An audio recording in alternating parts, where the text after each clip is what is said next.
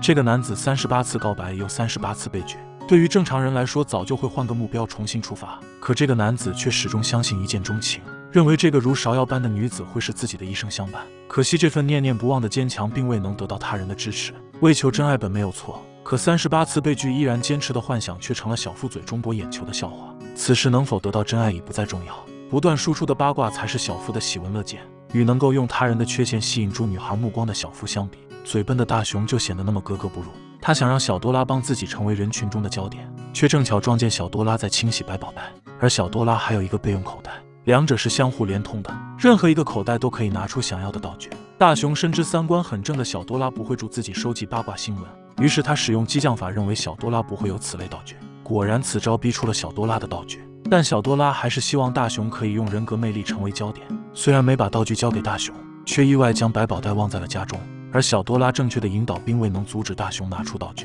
因为他也想在人烟聚集处有发言的权利。只见采访团队来到了没穿裤子家中，丝毫不顾及失恋后的他心中的寂寞，一次次追问着他对心中所爱的印象。裤子只是随口说了句女子如玫瑰般美丽，记者就认为裤子已在爱恋中无法自拔，而裤子想起女子时的浅浅微笑，也被记者冠以了想原地结婚的想法。虽然报道有些失真，但大雄还是第一时间汇报给了镜像，而他人的悲欢离合往往又能成为女子的茶余饭后。为了获取更多情报，大雄希望记者团队可以再次进行采访，挖出更深部的内幕。于是记者团队再次找到了裤子，并不停地询问两人结婚后的计划，却不知道就在几分钟前，裤子才被女子再次拒绝。可一个道具又怎能理解人类的悲欢离合？在裤子这里没有挖到能料的他，决定前往女子家中得到想要的答案。与此同时，大雄也面带微笑，将他人的悲惨作为自己宣传的材料。而无论男女，这种没有营养的话题往往都能成为焦点。为了维持住与他人的关系，大雄回家取来了电视，要与大家共同分享。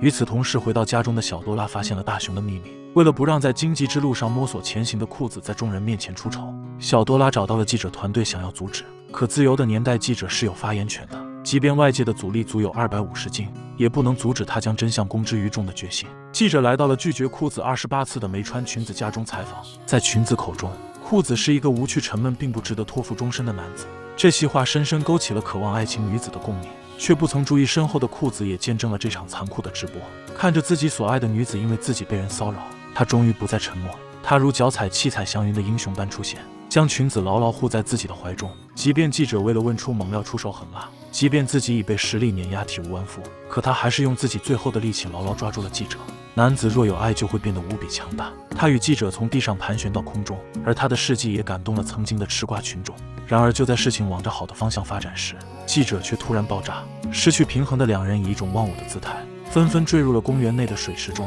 也正是这番温存的英雄救美，终于让裙子意识到除了一见钟情还有日久生情。即便男子的容颜并非绝美，女子也不知为何想慢慢靠近他，了解他。很多人认为找对象就要找高富帅白富美，却往往忽略了相伴才是爱情的真谛。我们不奢望能一双人白头偕老，只求在短暂的人生中能够遇到爱自己的那个他。